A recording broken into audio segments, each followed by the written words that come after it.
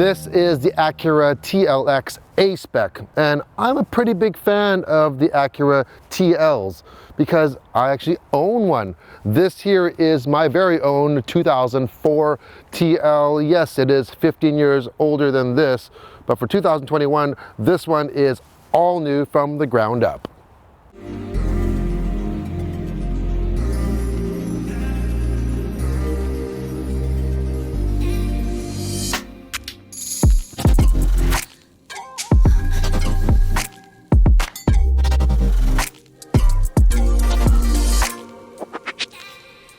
This TLX is definitely a looker. It's longer, it's wider, it's lower than the previous model. It's built off of a brand new platform. This happens to be the A-Spec trim, so it is one below the top of the line, which is the Platinum Elite in Canada. In the US, it's called the Advanced. Just be aware that both top trims have a different name, but this is the A-Spec. So what's different about this? Well, you get a lot of black accents. Where other trims get chrome, this is all black. You get this diamond pentagon grille. It has a very hypnotic 3D presence to it. It wraps around the front very nicely, and this A-Spec also gets LED fog lamps right below here.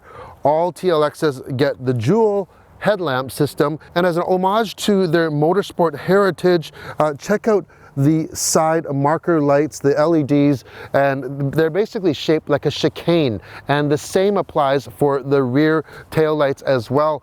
You have a long hood with some very pronounced character lines. This A-Spec comes with 19-inch dark wheels. Coming onto the side, you have black mirror caps, black trim around the doors. Now the keyless entry applies for both, not just front, but rear doors as well. I'm seeing more and more of that, and I'm a huge fan of that. Let's check out the back. There's those chicane taillights I was talking about. You have a black valence with two horizontal exhaust finishers. On the trunk lid, you get a spoiler. It's kind of NSX-like even. There's a button integrated into the light for the trunk release. We open that up. It has a decent sized trunk with remote releases for the rear seats if you need more room. Let's have a look inside. On the A-Spec, there really are no options to actually add on to this trim level, and it's pretty well loaded. Starting from the seats that you have here, they are very sporty seats. They are a mixture of an ultra, like a suede in the back and leather on the side. They're heated and cooled. You also get a flat bottom steering wheel. This one's also heated, and I like the red trim. It looks a little bit racy on this interior. And when you start the vehicle, a whole lot of things happen here. Let's just start it up here.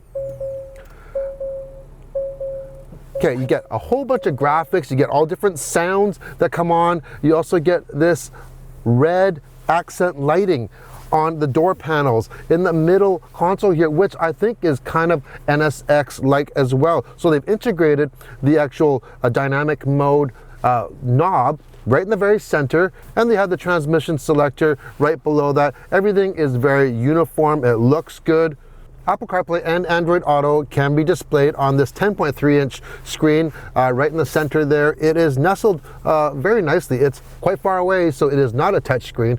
You'll control it with the touchpad down here by your right wrist. Now, this does have a backup camera, but if you want to go for the around view camera, you have to go into the Platinum Elite package, so you cannot get that as an option on the A-Spec. Otherwise, this thing is very well equipped. So let's talk about this true touchpad interface. How does it work? Well, this touchpad has a square section and a vertical section. The square section corresponds to the rectangle area on your screen, exactly what it is. So let's, for instance, the navigation's on the top left corner on the screen. If I go and put my finger on the top left corner, it's highlighting navigation. If I want Sirius XM, it's the top right. I'm gonna go there. And in between, same thing. If I want to swipe between pages, it's a quick swipe. You hear that little tambourine sound? All right, now if I go into Apple CarPlay, it's the left lower corner. I hit that, now I'm into my Apple CarPlay. Now, one thing is that this True Touch, the area that you touch does not apply to non-native applications like the built-in system. So when you're on Apple CarPlay or Android Auto, it doesn't quite work the same. You kind of use it as a standard, a regular trackpad. So you have to swipe, go down like that. So if I wanted to see messages here, I can't just hit the right corner and go to messages. It's actually going to bring me to a multi-menu screen instead. So you just have to swipe like a regular trackpad. I actually like this system. I think it's very intuitive. It's easy to use. You just have to get used to it. Some people say they don't like it. I think they just have to spend more time with it. But once you get the hang of it, I like it. I really do. The A-Spec also comes with a power sunroof as well as a 17-speaker ELS studio sound system. It sounds great, but I gotta admit, my 15-year-old Acura TL also has the ELS sound system, and even though it's old, it still sounds good, and it could run with the new boys any day of the week. So it's good to see Acura has stuck to this system because it really works. Yeah, the front seat is set to where I would normally have it driving. The back it doesn't have a ton of rear headroom. My head is touching a little bit on the back, and there is ample knee room, but foot room, it's very, very shallow in terms of putting your feet underneath the seat. Now I wonder if there's more room under the passenger seat, because this driver's seat is set pretty low to where I like it. Let me just see here. Oh yeah, okay. All right, so this driver's seat is lower. I have it set lower, so there isn't as much foot room in this here. Just to make you aware, there is a large hump in the middle, and these rear seats are not heated, nor can I find any USB plug at all. Nope, you're gonna have to piggyback from the front one, which is in the armrest there. That's the back. At the heart of this new TLX is a 2-liter 4-cylinder turbocharged engine. It puts out 272 horsepower and 280 pound-feet of torque, and that's matched to a 10-speed automatic transmission. And in Canada, we get standard super handling all-wheel drive. There is no front-wheel drive option. So that's one checkbox off of your list you don't have to worry about. They all come with all-wheel drive. Now, off the start, let's hear it there. It's not the most responsive, but we are in normal mode. There are different modes. Let's go to our dial here and let's check it out. Well, we have comfort mode, and if you look on the screen, it's just we're just cruising along. The next one up is normal mode, and the next one is sport mode. We just geared down, and look at the screen. It looks like we're going to warp speed right now. We're in space, but boy, what a marked difference when you go into sport mode on this. Some vehicles aren't as noticeable. This one, especially the engine mapping and the response from the transmission, it's a much more responsive. Suspension wise, it kind of has a sporty type of feel to it. However, this is a big vehicle. You feel like you are driving something quite long, and but it handles the bumps very well, but it is a little bit sluggish, let's say, for quick handling.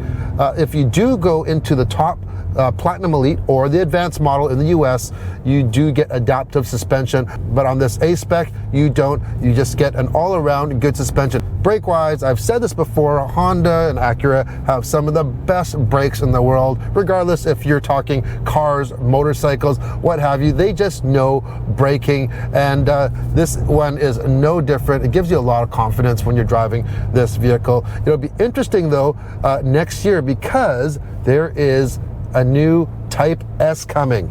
Yeah, so if 272 horsepower is not enough for you, how about a V6 that puts out 355 horsepower in their Type S? And I bet you that might even have a different suspension setup on that one as well, and maybe even different brakes. Let's talk about the super handling all-wheel drive. It's a very nice day right now. We are not doing a lot of spirited driving, but I can tell you I have driven the previous models of the super handling all-wheel drive in the TL before on a super wet pooling water racetrack. and we really put it to the test. It's amazing what this SH all-wheel drive can do. It is far more capable than what any human can actually do driving in really bad conditions. This SH all-wheel drive isn't just for bad weather, of course. SH super handling. It does do everything in its power to set you on the right course, whatever course you decide to plot.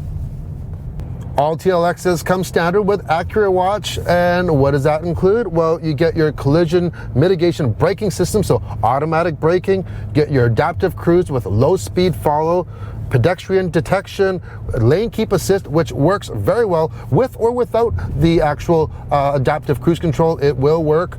On this A-Spec model, you also get the blind spot warning and rear cross traffic alert. I'm telling you, in sport mode, this thing is really, really responsive. I've had it in sport mode most of the time that I've been driving it, not just to drive it hard, but you know, we're going up a hill right now, and I'm barely touching that pedal. The 280 pound-feet of torque, it's got so much torque and grunt, just pulling up this hill absolutely effortlessly. You can hear that transmission getting you in that right gear all the time. Now, this 2-liter 4-cylinder is a little bit buzzy, but that's basically the same across the board from all manufacturers that are going 2-liter 4-cylinder turbo. All right, from a dead stop, let's see what we got here. Almost 7,000 RPM. And that's to 60 right there, or 100 kilometers an hour, 62 miles per hour. So one thing I did notice, so we have this in sport mode on the dynamic mode. However, on the actual gear selector, you have the D and the S. If you actually select from D into S, it also kicks up that transmission even one more notch, giving it even more aggressive shift points. It really held the gears a lot longer than just standard D. The more I drive this, the more I like it. It seems like the harder you drive it, the better it drives. It just likes it, actually. It seems a little more reactive and responsive when you actually push it a little bit harder. Now, of course, there's a lot of difference between this and my Acura TL, which is a 15-year-old vehicle. However, I gotta say, for a 15-year-old car, it's held up very, very, very well. And I'm hoping that this vehicle in 15 years will hold up just the same as mine does. It seems like Acura has been sitting in the shadows for a little bit ever since they introduced their flagship Acura NSX, which I have to admit is a phenomenal piece of technology. What an amazing car to drive. But after that, there really hasn't been anything too exciting until recently with the all-new RDX, the new MDX coming, which looks really promising, and this all-new TLX. And of course, next year, the TLX Type S, that's gonna be something to see. But you put all those new cars together, and I think Acura is definitely getting their mojo back.